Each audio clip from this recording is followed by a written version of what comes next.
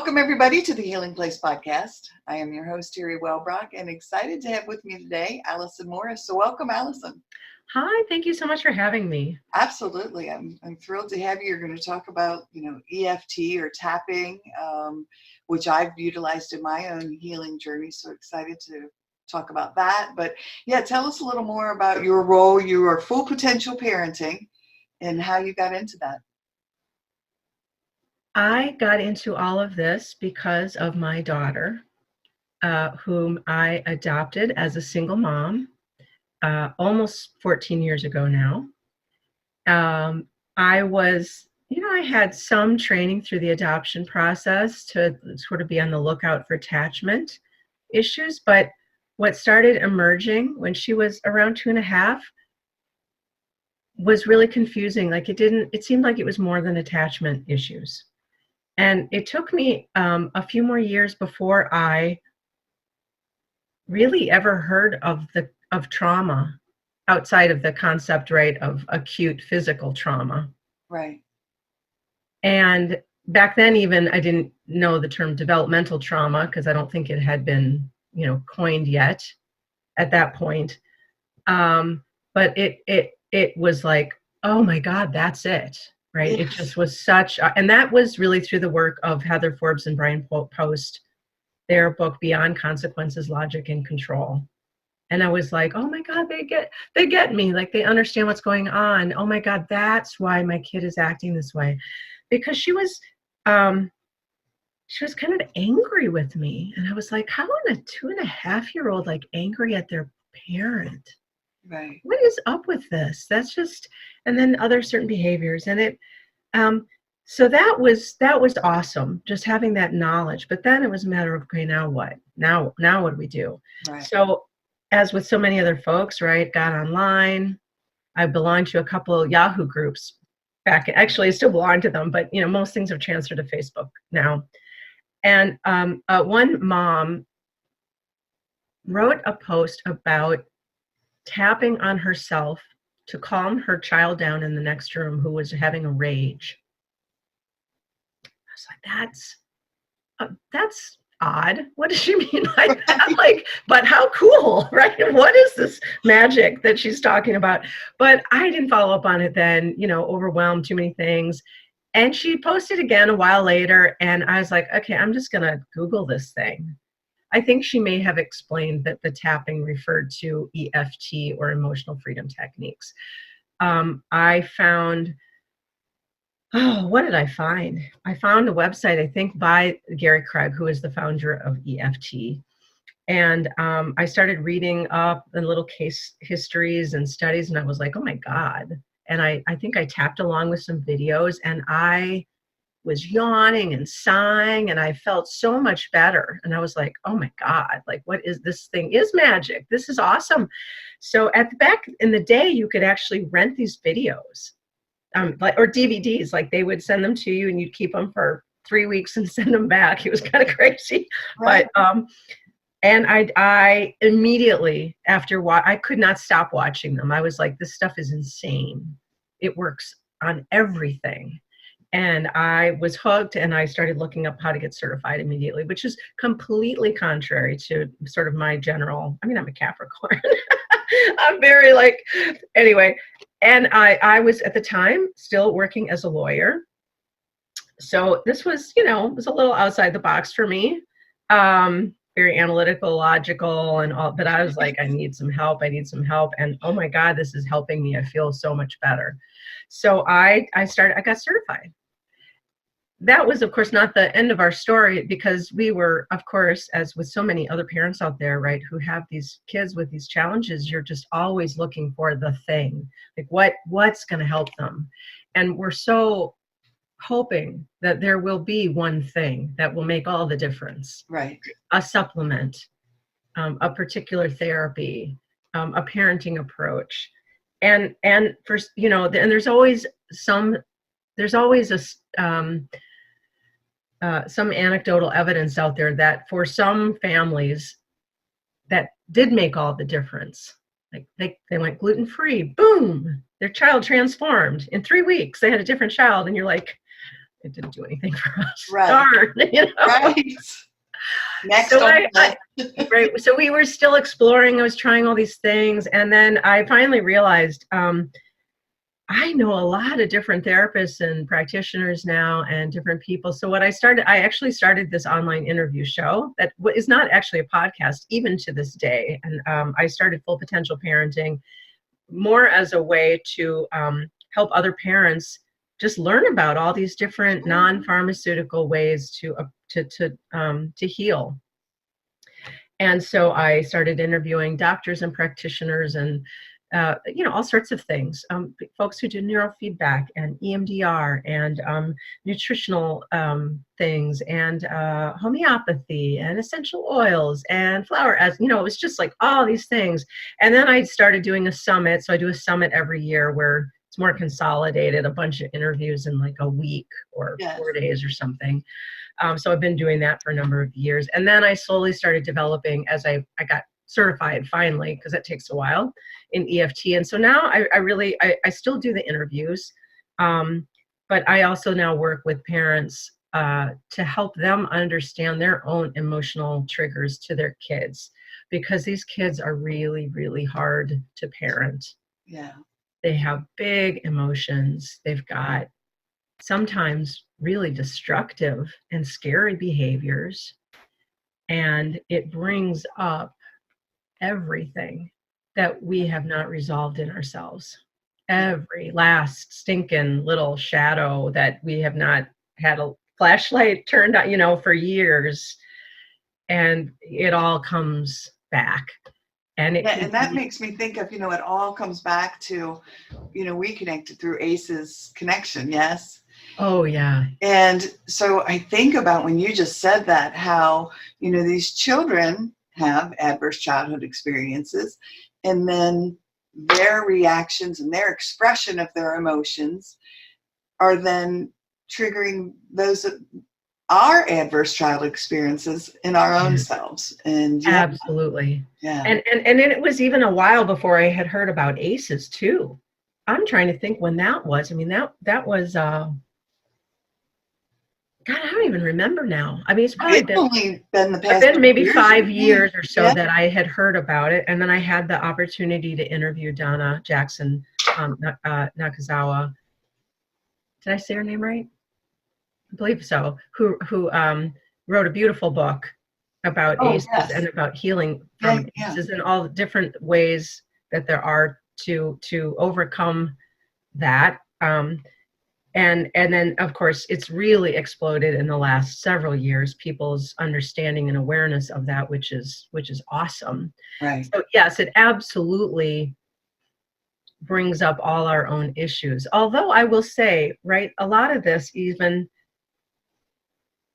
I think, goes beyond ACEs. Because if you were to take the survey, which I hope most of your listeners have taken the time to do, because what is it, 30 seconds, right, to answer the 10 questions. And so it may not be that you were abused or neglected or had any, you may score 1 or 0, but we all have these things that happened to us when we were kids, times when we were shamed, or we see the patterns of our parents and how they disciplined us. Times when we were just left feeling that we didn't matter, that we weren't heard, we weren't seen, we weren't safe. And I don't know that they even rise to the level of an adverse childhood experience. They're just the little T traumas that we all experience in life, and they come back and they show themselves, right? So when your kid doesn't do what you want them to do, but you were a really behaved kid because you were scared of being physically punished maybe by your parent, what does that bring up for you? That's confronting in ways that you may not realize. You just know that you're infuriated. And you're like, where is all this anger coming from? Because my kid said no in a particular tone of voice. And maybe they threw something at me too, right? And then you're like, you're scared of your own anger because you don't know where it came from. And maybe you've never been so angry at anyone in your life as you are at this 4-year-old child in front of you. And that's alarming. I mean, Right. I've experienced that, right? Where I have, it was in some ways kind of horrifying because you're like, what have I become? Right. Like, who is this person? Yeah. Why am I raging against a child? Like, why? Right. I thought I was this, well-adjusted adult who's been successful in all these areas in my life. And then I'm like rendered completely helpless in the face of a 4-year-old or an 8-year-old or whatever it may be. Like, what the? Right. Right? Right. It's very humbling and it is frightening. And so I try to help people understand their emotional expression. I mean, oh my God, I don't know how many hours I've spent reading books and watching things, trying to learn about, right, the neurophysiology of stress and polyvagal theory and neuroception and all these things that help us understand what the heck is going on, right? Because we have the same nervous systems as our kids, although theirs aren't as well developed. But somehow I think we sort of feel like we're different species in a way, and we're not subject to the same instinctive responses that our kids are. But Right. and we may have more ability to have awareness of it and be conscious of it so that we have then tools we can draw on, hopefully, so that we can manage ourselves better, right? That's ideal. But underneath, we still have still have a vagus nerve running through our bodies that's Right. being triggered by the same sorts of things. And so, we need to understand how this affects us as well as parents so that we can then be the regulatory, calm, safe harbor for our kids, because without us being able to be there for them in that way, they really don't have a chance unless they've got other adults in their life who can do that for them. Right. And we hope they all do, right? A coach, a teacher, some after-school mentor, a babysitter, a grandparent, an aunt, who knows, right? We hope they have many of those adults in their lives, but it surely is better if it's a parent, first and foremost, who's able to provide that for them. Right. Especially if the child is adopted, I think, because, right, then they've already lost that first safe harbor of their birth mother. And so I'd spend a lot of time trying to help people use EFT to make it okay, right? So I like to always talk about EFT in terms of the 3 A's and sometimes 4, maybe we'll talk about 4. The first one is just, it allows you to acknowledge what you're feeling. Right. We spend so much time pretending that we're not feeling what we're feeling. We're ashamed of what we're feeling. We feel guilty about what we're feeling. We're scared of what we're feeling. We don't like what we're feeling. So we just are like, nope, not going there. Maybe tomorrow. Like, Right. I think I'll have a glass of wine. Yes, Or next episode. Yes, starts in 5 seconds. Right. Right? We just do everything we can to avoid it and push it away and hope it'll go away by itself. But of course it doesn't. I was going to say, but it does not, right? Right? It just sits there and then it does other bad things. And ultimately, I think it's quite clear now that those things we don't address become disease states in our body, whether that's a chronic disease, whether that's a cancer, whatever, right? We know so much now about how all that translates. And of course, the ACEs study is very clear about how all those things morph into later poor health outcomes. So acknowledging it can be such a relief. That in and of itself is really huge. Just saying, okay, you know what? I don't like my child. Did I really just say that? Say it out loud, right? Yeah. Yeah. Now, does that mean you don't love your child? No. But can you say right now you don't like them, you don't like what they're doing, you don't like the way they're behaving, you don't like the way they're talking to you, you're tired of getting the calls from school, you're tired of being woken up at night, you know, whatever, right? You're done with it, you don't like it, you're overwhelmed. Oh wow, like, okay, that feels really good. Like, oh, I got to say it. So that's good. And then you get to feel it. You get to allow you to feel what you're feeling. And this part gets kind of scary, right? Because the thing about emotions, in part, that overwhelm us is we think that we'll be stuck feeling that way forever. That Right. it'll never move through us.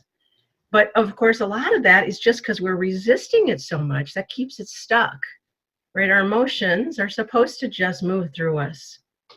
They're just chemicals, really, right? We know how they all work, right? Candace Pert, Molecules of Emotion, awesome book. But they're, or, you know, people talk about the roots of the word and energy and motion, and it, right? They're just supposed to go through us. They're not supposed to stay forever.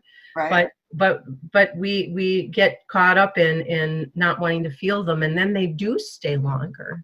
And then that reinforces our previous fear that they're never going away. So we can get stuck in that spiral. But if you let yourself feel it for a while, just a little bit, then you can let them go. Oh my gosh, that's a huge relief. And then now I've totally forgotten the third. What's my third A? Acknowledge. Oh, and then you accept yourself. You say, there's an affirmation that's always a part of EFT, or often in the sort of the normal way that people do EFT. There's so many different variations of EFT, which is that you say that you accept yourself, even though you have whatever it is that you have, the feeling that you have, the physical symptom that you have, the scary belief that you have, the painful memory that you have, the fear of the future that you have. It's okay. You're okay. You can have that, and it does not detract from you in any way. You are still perfectly whole, complete, right? A human being. And so then you get to just say, you know what, I'm not flawed, I'm not broken, I don't need fixing, I'm not, right? You're okay. Yeah. And then the fourth A that I sometimes like to talk about is awareness. So one of the things that's really awesome about EFT is often when you're tapping, these little insights bubble up that sometimes are directly related to the topic that you're addressing through your tapping, and sometimes seem completely unrelated, except that they're not. Right. They're always a little clue. And you might be thinking, like, why did I just get an image of, you know, that birthday party when I was 5? And it's like, I have no idea why that popped in my head. But it's always something there to assist you in kind of unraveling something. Yes. Or maybe you're just like, oh my God, I finally realized that it's like, reminds me of like my grandfather used to explode at my mom when they come, you know, that when my grandparents would come visit. And that's like what's coming up when my kid gets mad and yells at me. Right? You know, you just never know. Our brains make all these astonishing connections between events and emotional states, and they just pop up out of nowhere. So sometimes they do have meaning, because I know when I did EMDR therapy for 4 years, random things would just like boom come in, you know, with such intensity. And I learned just to say, you know, when she would say, my therapist would ask, you know, what's happening, and she would say, just notice, and I'd be like, you know, I'm in a Volkswagen Beetle. You know, my mom had a little Volkswagen Beetle, and I'm in the back seat, and, you know, like I'd have these things come up. And then when we did some brain spotting work, same sort of thing, like random things would just pop up. And then when I did EFT, same thing. Like, and so it helped me realize that, yes, there are these connections that we make. And when you can tap into that, when you can tap into that, yeah, it's very powerful. Right, absolutely. And then, you know, you don't always need to figure out like where it came from Often that's helpful, because if you, one of the sort of little sayings in EFT is, it's the first or the worst, right? If you're trying to figure out what to tap on, Yeah. Always being specific is almost always the most helpful thing. So it's not just, I'm really overwhelmed. Although if that's where you are, it's okay to start there. Right. Try to kind of take things down a few notches. And then you can say, okay, what's got me so overwhelmed? Like, what specific things just happened? Like, oh, maybe you got a really big bill, like your insurance didn't cover that awesome psychiatrist you just found or whatever, right? There's all sorts of things. And then you can be like, oh my God, even though I just opened this bill and it's not covered and I'm freaking out and I don't know how to pay for it. Okay, then you tap like on that. But then you can say, all right, well, so when's another instance when I got a big like financial shock? Or maybe you go back to like the tension in the dining room when your parents were like paying the bills when you were growing up. And it like brought this kind of dread, like you weren't safe and oh my God, right? Just all these things. And that's the beauty of EFT, is that it just allows you to go to all these places quite effectively and just release it all. Just let it go. Just let it go. So that was a really long answer. No, a fabulous answer. Yeah. So any myths or facts that you want to clarify for listeners, either in regards to, children, EFT? Oh, goodness. So many things, right?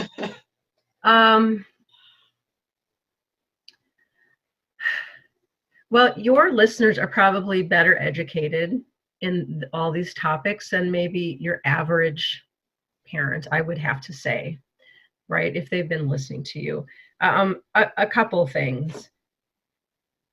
The one is, right, behavior is always communication. And we forget that. That's like beautiful. We know it and then we forget it because we just want the behavior to stop. It interferes with our schedule, with our lives, with what we have planned for our day. It's like so inconvenient, right? And yet you have, like, there it is. Yeah. It has to be dealt with. And the more we need it to go away, usually the longer it lasts. Yes. Right? Because our kids pick up on our state. But also the idea that it's never about the behavior, right? It's always what's underneath. The idea that that your kids often, well, so many things.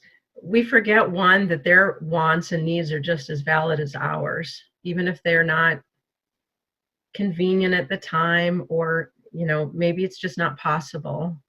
They really do need to get to school, or you really do need to get to work, or whatever. But we say oftentimes, well, they're just doing it for the attention.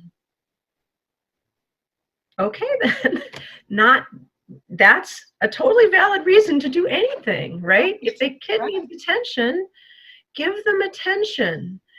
We get into this odd thing about, well, that will teach them that they can just do that and I'll pay attention to them. Well, what is that? That's them doing what they can do to get what they need. Then if they need the attention, there is an unmet need that needs meeting, right? So we get this kind of twisted sense of like they're manipulating us and they're doing it on purpose, and and it's like, they're children and they have needs, and if we meet them, then they will develop. They're not going to become then clingy, needy, spoiled brats. They'll become confident, assured children who feel safe, right? Yeah. And their deepest sense. Yeah, whose needs have been met. Yeah. And then they can go and blossom and go out into the world, and they come back when they need you. Yes. But that's not a bad thing. It's really a beautiful thing that they're saying, I need help. Will you? No, they're not saying that, right? They're saying, I'm not going to go and like so-and-so did whatever. They're expressing it in messy, inconvenient, again, unpredictable, often challenging ways. Right. And that will probably become less of, that will happen less frequently if you can figure out where they're struggling, where are they Right. having a problem. Yeah. I've always loved this phrase. I don't know if you know the work of Bonnie Harris. She's written When Your Kids Push Your Buttons. I can't remember the other book, another great book, but she has this wonderful saying, your kid's not being a problem, they're having a problem. And it's such a nice little reframe. Yeah. And it's also really easy to forget, Yeah. right? When your kid's blowing up at you or having trouble. But we get into these contentious feelings that somehow it's sort of us against them. And we've got to teach them a lesson. And of course we got to teach them lessons, but not then. Yeah. Our kids know when they're misbehaving. They want to please us. They're desperate for our love and our approval and our attention and our acceptance, right? They don't want to feel the disapproval and the that break in the connection. But if that's the only way they can get our attention, then what else do they have? Right. They need it. So, they will do what they need to do. And in some cases, of course, their nervous system will compel them to behave that way, right? If they're feeling unsafe, boom, there out comes all the whatever, however they express that. They'll kick you and run away. They'll throw something at you. They'll go hide in their room, whatever that is, however that comes out in your kiddo. Sorry, I'm going off kind of on a tangent here now, but it's, I just, so much of our parenting lessons, I hope this is changing. And frankly, I don't read a whole lot of mainstream parenting stuff anymore, but it's still a lot of timeouts are good. God, I don't know. Is like Super Nanny and all that stuff still on the air? I don't know. Right? It's all about imposing control and having power over our kids. So they know where their place is, and obedience and bowing to the authority of adults. But that's not the way to do it, right? I completely, yes, I agree with you. And you know what? And I think especially with children born today, certainly, but in the last probably 15 years, things are changing. They're different little beings. If you look at these kids growing up today, I mean, look at these teens, the folks from Parkland and Greta, how do you say her last name? Thunberg, right?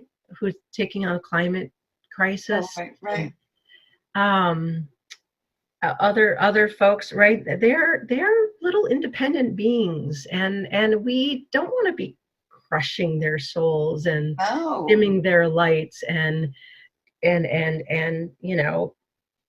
forcing them to hew to this narrow conception of like what it means to be a good kid and to behave and to make life sort of more tolerable for parents who just kind of, anyway, I'm really going off. I think it's wonderful. Right? We want to empower them. Yes, exactly.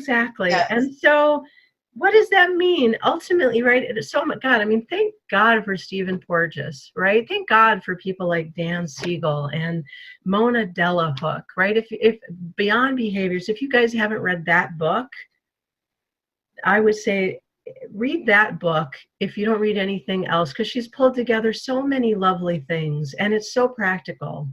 And the other lovely thing about that book is, it's sitting right here, just put it up here, right? Here we go. Yeah. Is that she's also so open about how it takes a team for like kids who are really struggling. It's right. If they really do have developmental trauma, if they really do have attachment trauma, it's not an instant fix, and it can take a huge team of people years to help these kids. And she's so open about that, right? She's not saying, this kid came to me and we figured something out, and in 3 months of therapy, they were fine. No, it's like, and then I was at the school and we had the IEP meeting and we worked on different goals that were less behaviorally focused maybe, and more about anyway. And then they saw the occupational therapist, and then they were doing this stuff. Right. So, it really can take a whole village of people to help our kids to, the scaffolding that they didn't get put in place originally, to go back and build all that foundational stuff that was just missing. Yeah, it makes me think of brain plasticity, and just how, like with my panic attacks, I created this rut. And so I had a rut of avoidance behaviors, and it took a lot of work to change habitual patterns. And so it makes me think of with kids, these children have developed a way of reacting, a way of responding, a way of behaving, and that it is a matter of, like you said, helping rebuild the scaffolding or getting them out of those ruts right that they've right created, and then in changing the brain. I mean, truly. Yep, changing the brain, calming the nervous system, healing the gut. I mean, building the body brain connection. I mean, there's so many aspects of this, and it can feel overwhelming. And frankly, it is overwhelming. I mean, it just is. And it's also really, it can be really hopeful as well, because there are really so many roads to Rome. Yes, yeah. Right? You can come at this from a lot of ways. Right. So EFT doesn't do it for you. Fine, find something else. Maybe it's EMDR, right? Right, maybe it's EMDR. Right. Frankly, I will say, I don't believe that for most people, just purely cognitive behavioral therapy is enough. I don't think it's enough for our kids. I think when they get more connections, when they're feeling safer, when their brains are more developed, then I think maybe that can help. But until some of the body-based stuff is more taken care of, I don't think it's usually enough. And I agree with you. And I think more and more, at least, I don't know, maybe I'm wrong, but I think more people in the healing professions are starting to understand that there is no one cure-all answer, and that, like you said earlier, individuals are different in what one is going to respond to in one way, another person might not respond to. And so I call it filling the toolbox. And if you could fill your toolbox with all of these resources, and the same thing along the same lines as what may work one day may not work another day, because of where you are. And that's, again, and that can feel overwhelming too, because you're like, oh my God, we just figured this out, and then and now it's not working anymore. Right. And that is just the way that works. And then you just have to say, well, thank God we found that. Yeah. And now let's find something else. Right.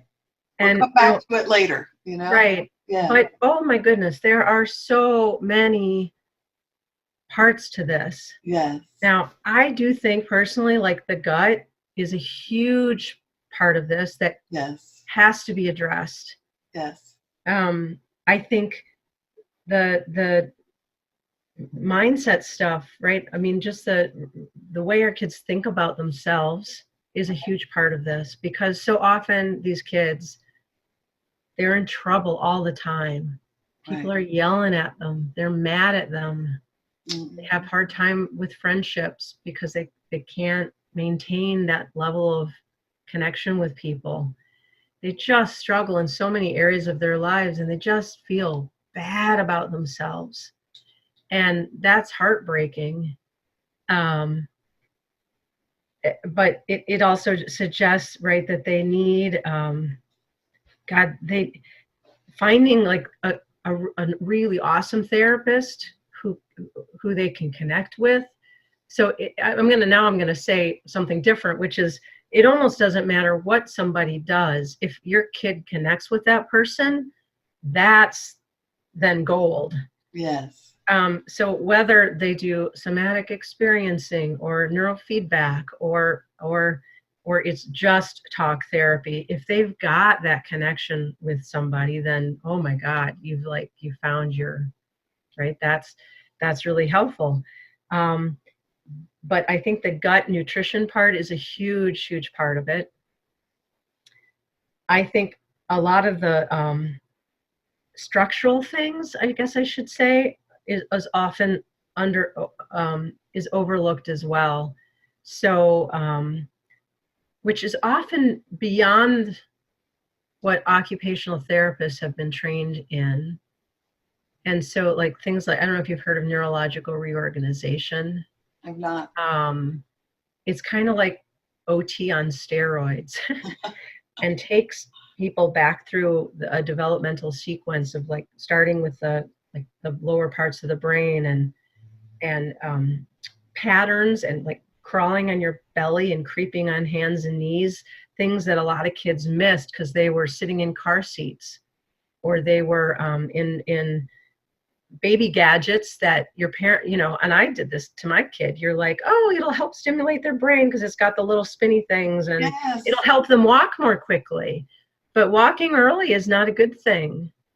I mean, it may not necessarily be a bad thing, but it's not something to be encouraged, right? Your kids, they pick up, oh my God, the sensory stuff that they pick up on their bellies. And when they're holding their heads and the input to the cranial nerves that helps you then learn how to read and provides coordination so that you can hold a pencil, ride a bike, swim, Right. all these things, all that we miss so much of that. Oh my God, I read a story. There was a news article I posted on my Facebook page a couple months ago. It is now a phenomenon in schools for children to fall out of their desk chairs. Oh. They can't sit up. They're like literally falling out of their chairs. And I was like, what? Like, that's crazy. That is crazy. But what is that? That's primitive reflexes that are still engaged. That's like lower brain functions that haven't been, that are not strong enough, that are just keeping their, they're wiggly. I mean, all these kids, and these parents, the teachers will say, stop fidgeting. Well, and the kids stop fidgeting, then they can't listen. They have to fidget to listen. Right. Right. Or they want them to look at the front of the room. They can't do that. It's too sensory, the overload. They can't do that. I mean, we discount.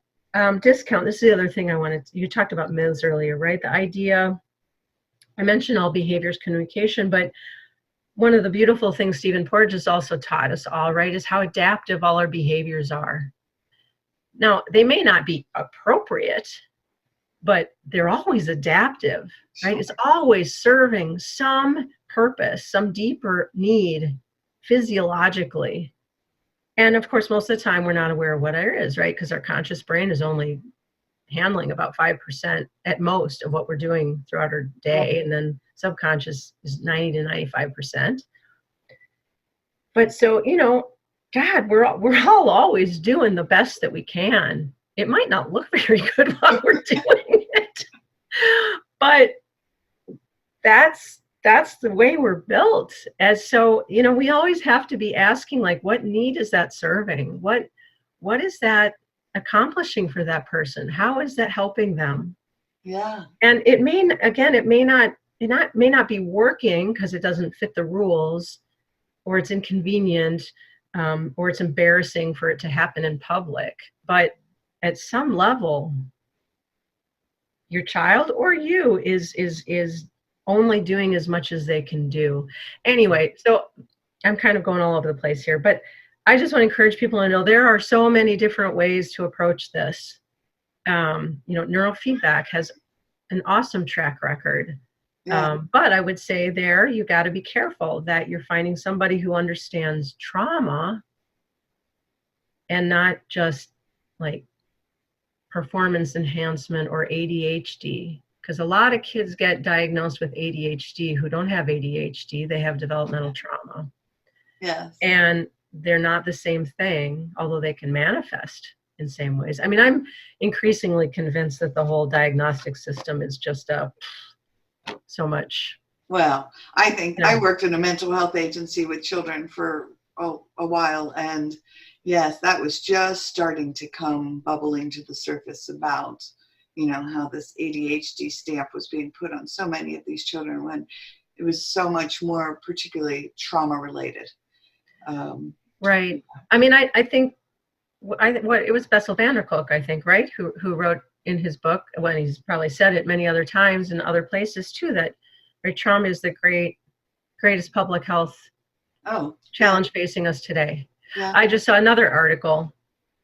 Somebody just did a meta-analysis of the cost of the health outcomes attributed to adverse childhood experiences. Yes, I just saw that come across. In Europe and North America. So not that many people when you think about the world, right? And it was, I think, $1.33 trillion a year. And I mean, again, North America and US, Canada. And that's talking, like the physical, effects of it, diabetes, heart disease, so forth. Is that, and then. Right. I don't remember the specifics. I think probably, and probably all the so-called mental health, effects, people missing work from that was all that kind of stuff. The other part. Yes. Right. Yeah, I think, but so it may even be a very conservative estimate. I can't remember how they went about doing it, but it's like, oh my God. Right. The not to mention the very human costs of dealing with it on a day-to-day basis, of living through it, of experiencing it. Well, it's full on relationships, yes, right. Yeah. So it's easy to go kind of down the rabbit hole and say, like, we're doomed, like, oh my, that's when you start tapping, right? You're like, oh my God. And I'm like, and I get so encouraged because we're learning so much every day that I'm like, oh my gosh, we're finally understanding how much of this is related to trauma. Yes. And that there's so many resources now that are starting to come to light as well for helping people finally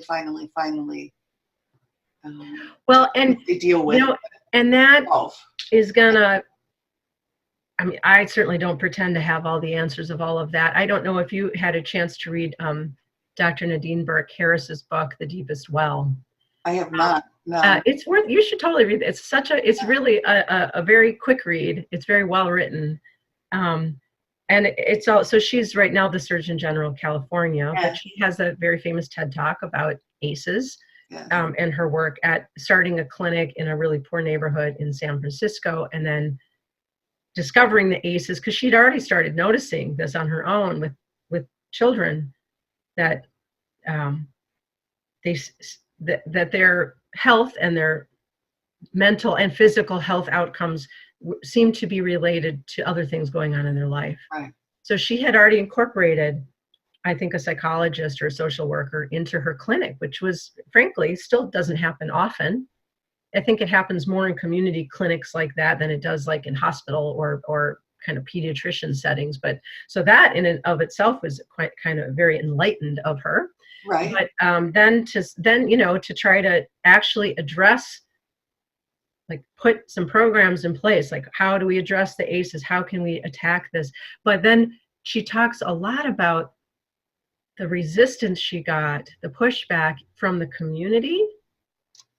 And then when presenting at professional associations from, her professional colleagues in the medical profession.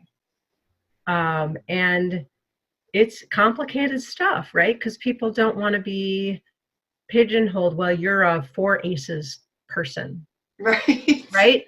And so, and it can set up this whole other kind of discriminatory system. So I totally get that there's some stuff. Plus, if you're not prepared to help people understand how they can work through it and heal themselves and get protective factors in place, what's the point of telling somebody that they've got, that their life expectancy has just been, Oh, is right. likely to be 25 years less because they scored, whatever on an ACEs survey. Right. Right. That's not helpful. And then, of course, people, I think, still don't quite believe how universal they are, that it's not just, inner city, poor, people of color, Right. violent neighborhoods. Like, oh no, right? Go back to the original ACEs survey, white, middle class.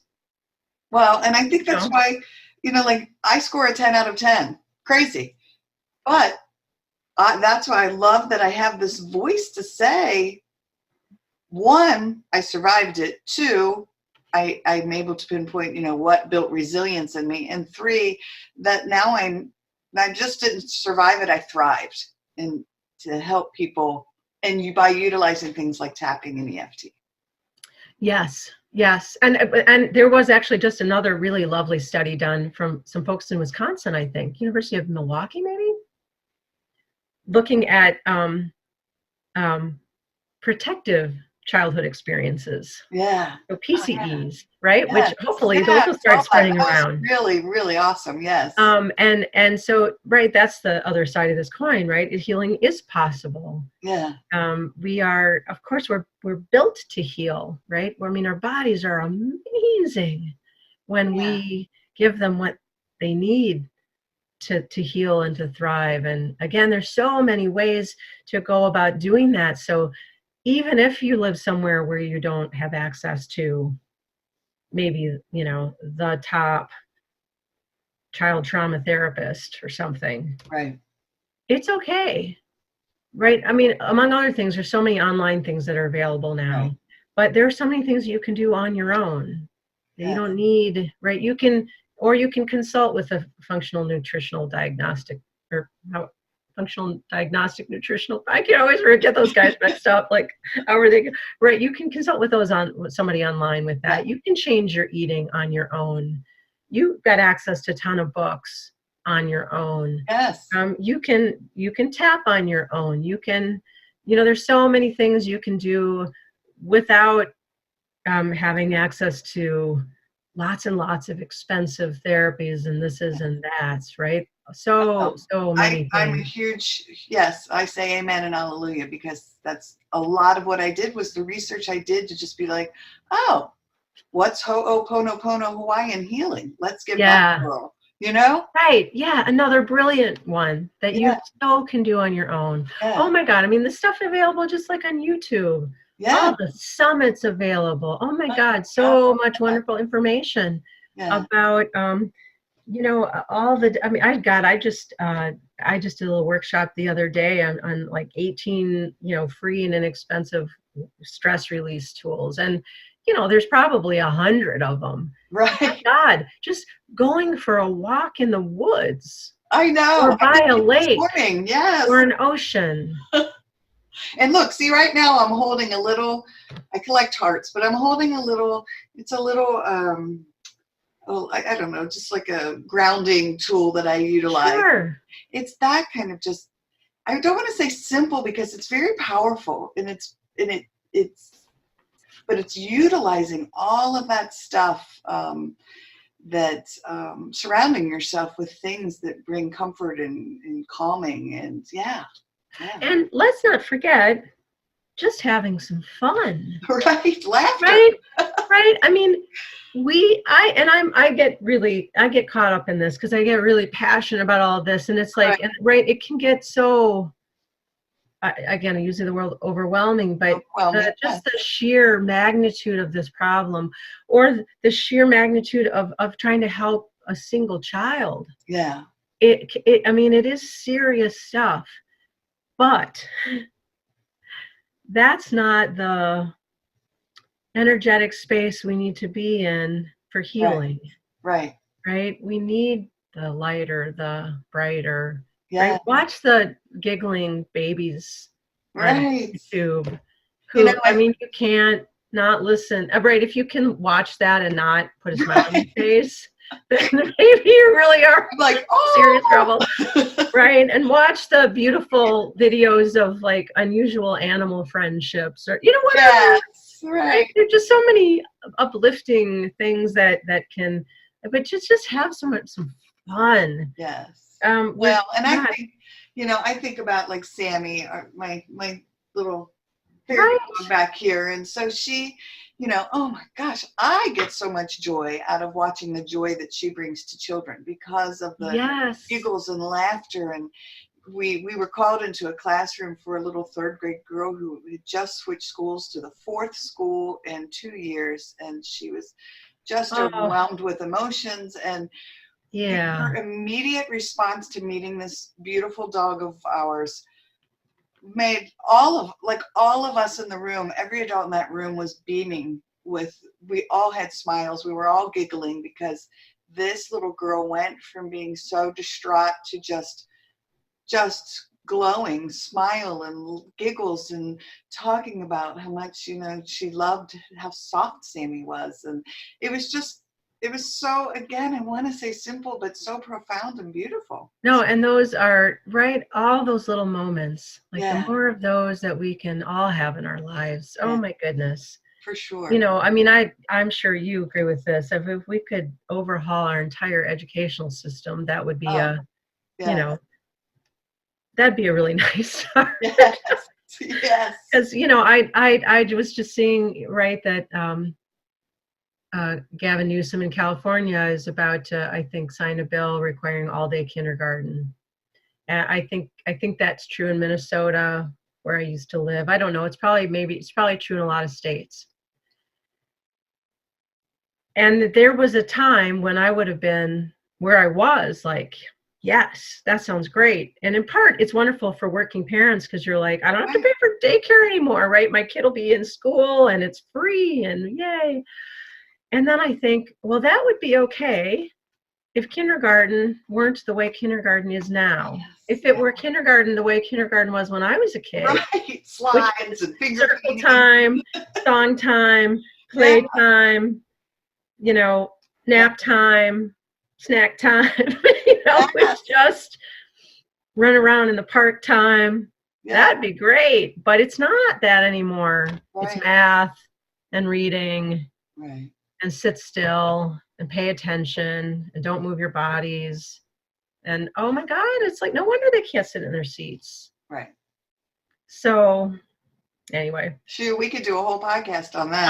Oh my Lord. Oh my Lord. Oh my Lord. I know. So I have this like dream of having this wellness center, right? Where or healing center. I don't know what it is, right? Where parents come and they can like learn all about all this stuff, and they can go get cranial sacral therapy or learn how to use essential oils, or Oh my gosh. and they You have the same dream. right? And they drop their kids off, and their kids, like, they have like a little obstacle course where they can do their creeping and their crawling with other kids, so they don't feel like they're the only ones in the world who have to do this stuff. Yeah. And there's like aerial yoga, so they can spin and get all their vestibular stuff. And they can, go sit in an infrared sauna for a while, and like, and I don't know. And there's That's beautiful. healing sound, stuff going on in the vibe, and there's essential oils everywhere, calming stuff, and I don't know, and so that the parents can, right, and and they can, so parents get a break and they can get their own stuff taken care of, and the kids can have fun doing some of the things that are that are really helpful, but that often take place, either parents are kind of forced to try to force their kids to do these like therapies and exercises, or they have to go to a therapist's office, and again, it's a little bit stigmatizing, and it's and they're often not doing it with other children, so it's isolating, and I don't know. So we'll see. Yes. That would be lovely, though, wouldn't it? That would be really awesome. Yeah. Yeah. So we'll see when I win the lottery, but I'd have to play the lottery to win the lottery. Right. Yeah. Listen, I know we're getting close on time, and I wanted to give you an opportunity to, walk through EFT. Oh, that's right. I forgot we were going to do that. Yeah, if you want to do it, that would be Yeah, great. no, absolutely. We can do this really quickly. So if everybody watching, listening, wants to, maybe just close your eyes. This is the other wonderful thing about EFT is it asks us to tune into our bodies and listen to what our bodies are telling us. I'm going to do this while you talk. Yeah. So notice where you're feeling stress in your body. We're just going to do something on stress right now. Okay. And maybe it's like a tension in the back of your neck. Maybe you feel like somebody's stabbing you with the shoulder blades. Maybe you've just got this unsettled feeling in your stomach. Whatever that is, notice what that is and give it a rating on a scale of 0 to 10, where 0 is it's not there and 10 is like it's in you're really in serious discomfort. It's big intensity. And just note that, and then we're going to test it on the back end, and then you can open your eyes again. But it sometimes helps people to tune in if they close their eyes; they're not sort of distracted. Then what we're going to do is we're going to take one hand. I'm going to describe this thoroughly so the people listening can follow along if they don't have the visual. You're going to take one hand. If you're right-handed, usually people tap with their right hand, but it does not make any difference. And you're going to tap on the side of the hand, so the fleshy part between your wrist and your little finger. Right. And you just tap continuously while you state a setup phrase. And it's always it's generally in this kind of framework. Even though I feel all the stress in my body. And you can just repeat after me. Even though I feel all the stress in my body. And then there's an affirmation. I deeply and completely accept myself.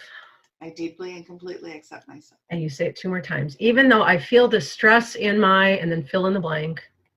Even though I feel the stress in my stomach. I deeply and completely accept myself. I deeply and completely accept myself. Even though I have the stress in my body and I feel it in my stomach. Even though I have the stress in my body and I feel it in my stomach. I deeply and completely accept myself. I deeply and completely accept myself. And then we go to the top of the head. You can use either hand. Just use a few fingers, tap right on the top. And we'd say our little reminder phrase, and it can vary or be the same. In this case, we'll just say all the stress. All the stress. We go to the eyebrow point. So the tip of your eyebrow closest to your nose. Just very gently, all the stress. All the stress. And the outside of your eye, just on the little bone right there, just gently. Feel it in my stomach. Feel it in my stomach. And follow that bone under your eye gently. The stress in my stomach. The stress in my stomach. And under your nose, above your upper lip, I feel the stress in my stomach. I feel the stress in my stomach. Then the chin point, which is between your lower lip and your chin. All the stress. All the stress. Collarbone. This one's a little tricky. I like to take 5 fingers below your collarbone and just go all the way across across your chest. And then that way you're sure you're getting the right spot. Right. This stress in my stomach. The stress in my stomach. And the last one looks really odd. Under your arm, about 4 inches where your bra strap would cross for a woman, you can curl one hand up or reach across your arm or reach across your chest. The stress in my stomach. The stress in my stomach. And that's 1 round of tapping. Yeah. Take a big breath. Let that out, and then check in. See how you feel. Yeah. Now, that if I hadn't been explaining where the points were, that would have taken us about 15 seconds, maybe 20, maybe. Right. Depends on how many words you're using. Gary Craig he goes really fast. All the stress in my stomach. I mean, he's just like zooms through it. He gets through a lot of stuff. But the timing, whatever works for you. So I'll just check in with you, Teri. I did that. Oh, as soon as we finished, as soon as I finished that last tapping, I instantaneously caught my breath. Okay. I took a deep breath before you even said take a deep breath. It just was like, okay. Yes. Yeah. Okay. And settled. It went from, it was about a 4, just some stomach flipping for whatever reason, some background thing happening, I'm sure. Right. It just instantly dropped to a 2, so it cut in half. Yeah. Awesome. Felt, 15 seconds. Right. Feel 50% better. Yeah. That's not bad, right? That's like, awesome. I mean, now that doesn't always happen. And sometimes it gets worse. before it gets better. And that to me is always a sign that you're onto something. Yes. Right? What you're tapping on is what's needs releasing. Yeah, that's what's So in don't right. despair, right? Sometimes people think it doesn't work, or it's not, or it didn't work for them. If that's the case, there are a number of things that can be happening. One, you didn't tap long enough, maybe. Yeah. Maybe you need to tap for 5 minutes. But, most people don't need to tap an hour a day. Right. If you tapped 5 minutes a day, I think you might be really surprised by how much better you'd feel. Well, often it's not specific enough. Right. I have to say that the first time I did it, it was with a licensed, a registered practitioner who actually came to my house because I was just really struggling again with all of my trauma. I had just started EMDR and was in the midst of all of that, horrific panic attacks, a lot of anxiety, just really struggling with all of this trauma finally coming to the surface and dealing with it. And I was a hysterical basket case through that entire session. I cried and I cried and I cried and I cried and I cried, and it was overwhelming. And but then we did another session and it was so much better. And I'm telling you, I found it to be such a release, and it really helped me tune into my trauma. But more so just the release that happened. Yes. Well, and I will say, if you have a background and that you've got some serious trauma in your history. Right. And again, what's traumatizing to you, like, you get to decide.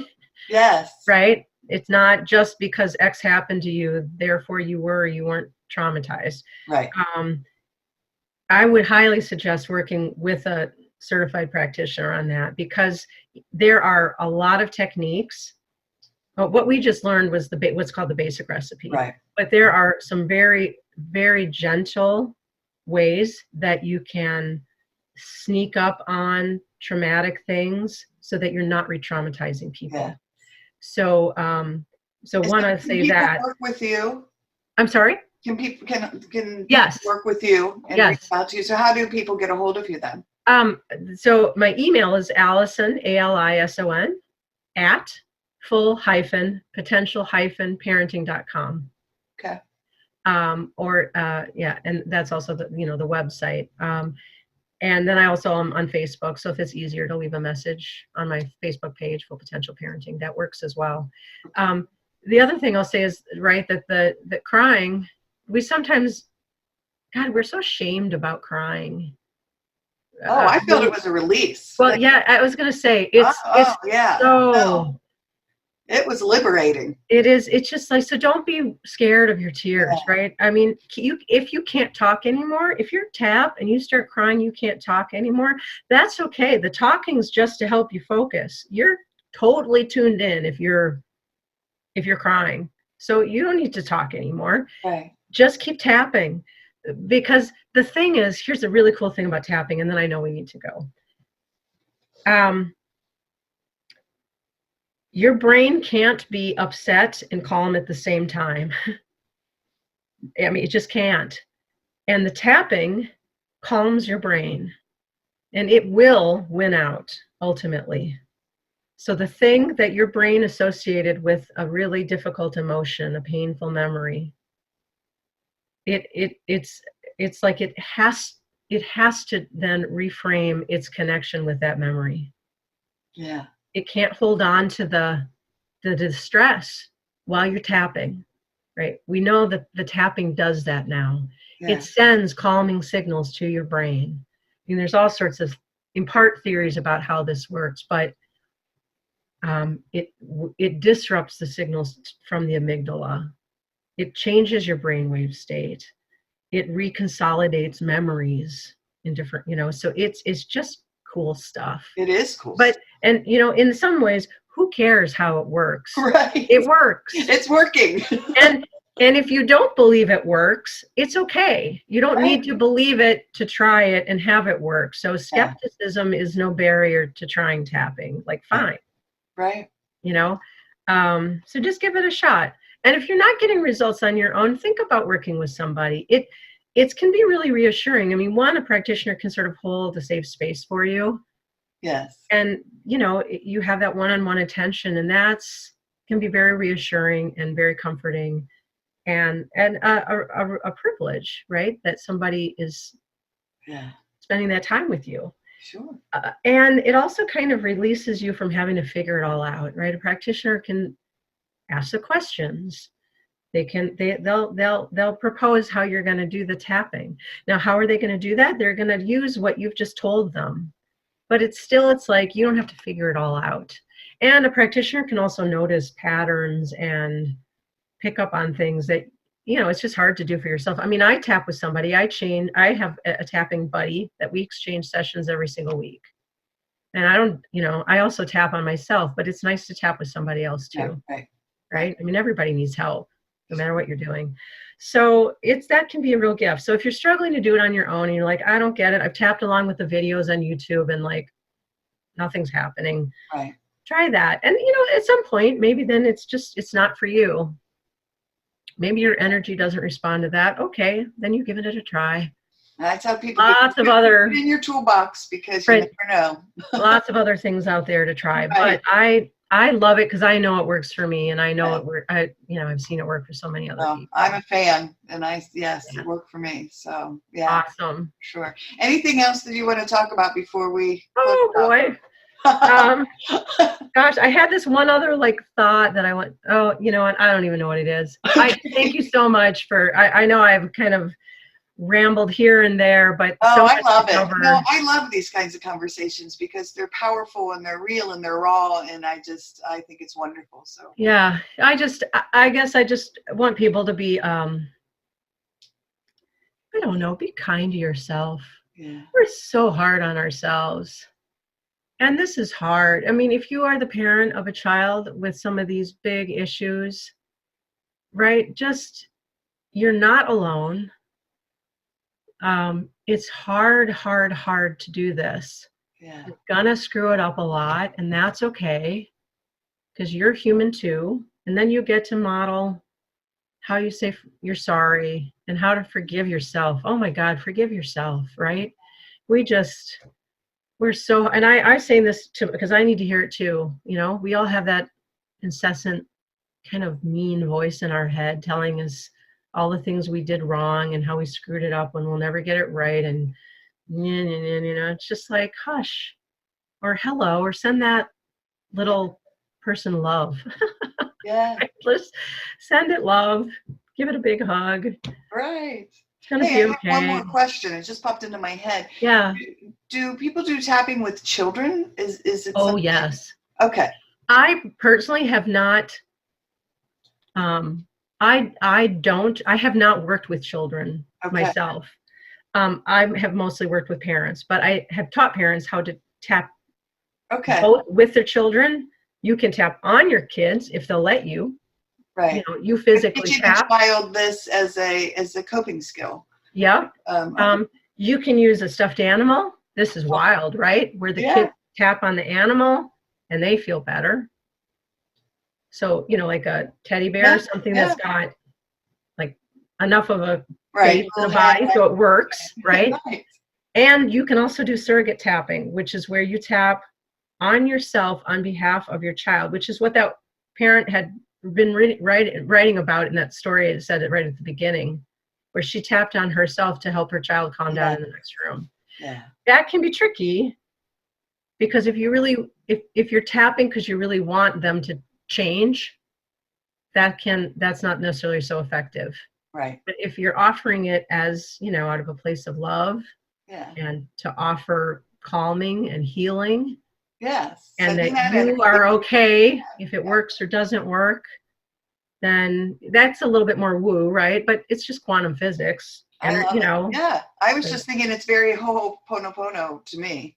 It totally is, right? I heal in myself, I heal in you. Yes. And it's offering a kind of energetic prayer. Yes. And it's intention and it's quantum physics and it's spirituality and it's all the good things. Yeah. All that good stuff. Oh my goodness. Well, thank you for joining me. I appreciate the opportunity. I really enjoyed this a lot. It's a great conversation. Everyone, Until next time, remember, be gentle with yourselves. Thanks. Yes, Bye-bye. absolutely.